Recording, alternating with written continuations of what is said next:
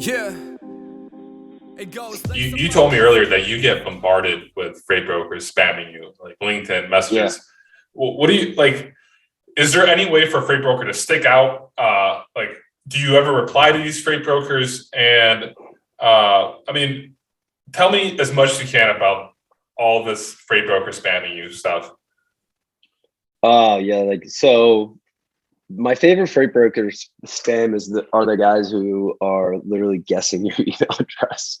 They're going out and they find you on LinkedIn and then they guess your email address and they successfully get through to you. And that's like I appreciate the hustle.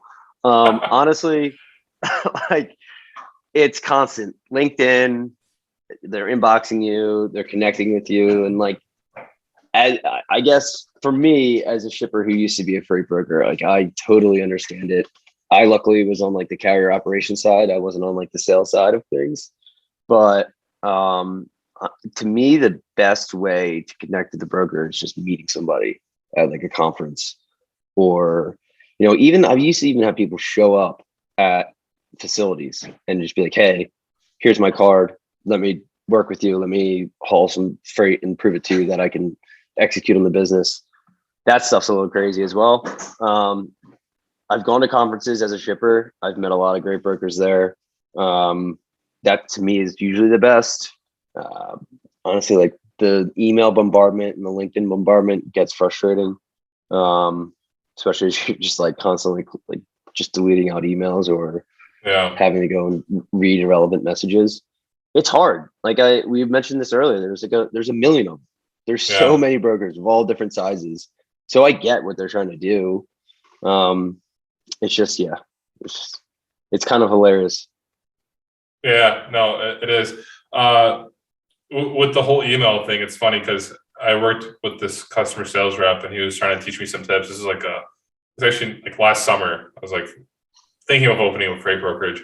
And that's literally the trick he told me. He's like, all right, Paul, so you go on these LinkedIn pages and then like you figure out what their domain is. And then you figure out how their email will look like.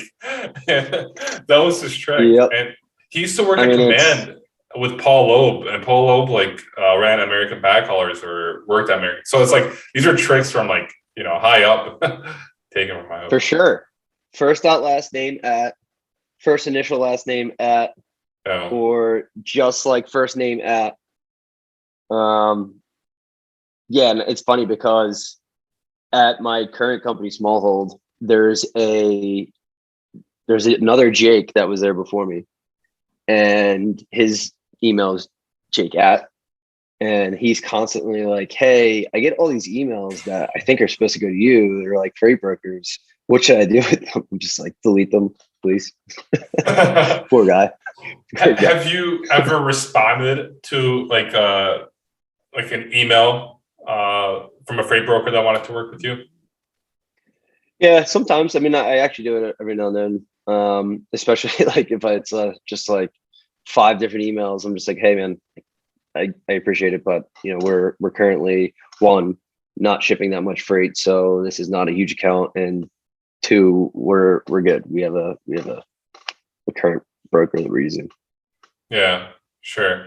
I know there's just like in the last few years, there's been an influx of freight brokerages left and right.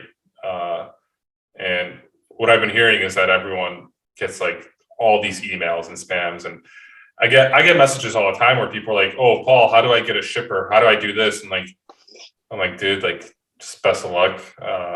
It's not easy, and people think it's easy. Yeah. I mean, I honestly have used most of like what I've used in my careers post being a broker is just personal relationships. A guy you worked with that, like a customer rep you worked with that you thought was good, left, went to a different company, and he's working there now, and you have a personal relationship with them. You can talk to that person, you can call their cell phone, and you don't really have to establish a new relationship. I, for one, am lucky because I've come from the brokerage world, but honestly, there's a lot of people that are probably getting those emails and are probably like, wow, I actually do need help. And I mean, I'm sure they land a lot of customers from bombarding people. They have to, Sure. because there's a ton of people who have no idea what they're doing with freight. Okay. And that does true. go back to what the broker is good at, right? So the broker is the solutions expert, right? Yeah. Yeah, they definitely could, some brokers could definitely make your life a lot easier, or they can make it a pain in the ass if they don't do their job properly. But that gets to actually my next question is like what does a broker do well? Like what are have you ever, first of all, put a broker into like do not use, like you're never going to work with this broker again? And second question is, okay, so what are like the things that a broker should do like each time to make sure that they keep your business?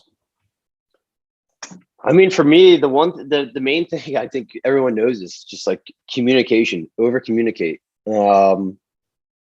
There's nothing worse than sending an email out looking for an update and the update comes back that there's something wrong. That is like, to me, cross off the list, never use again. Especially like if you've made it very clear that the shipment like needs to be on time, highly important, need white glove service, and then something goes wrong and it's not communicated. But I mean, honestly, like the broker, I firmly believe the broker is essential, right? Like here's an example that I think is really, really good. I went to the last company I was at. I came in as director of logistics and they were already operating. They already had freight moving in. And when I came in and I evaluated the freight situation, I was like, who set this up? Who's doing this? And honestly, they responded to an email and the broker legitimately took care of everything.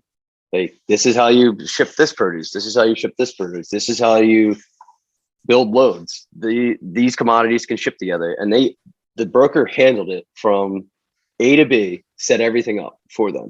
And these were, young people working at a startup, just never shipped freight before, and we're getting it done just by the broker. So, but back to like the original question, I mean, honestly, lack of communication and not going the extra mile to make sure that what you said you're going to do is done is like cross off the list if you don't do it. Yeah. I mean, right. Especially with so many people reaching out to you for your business, it's like they have to be willing to go the extra mile.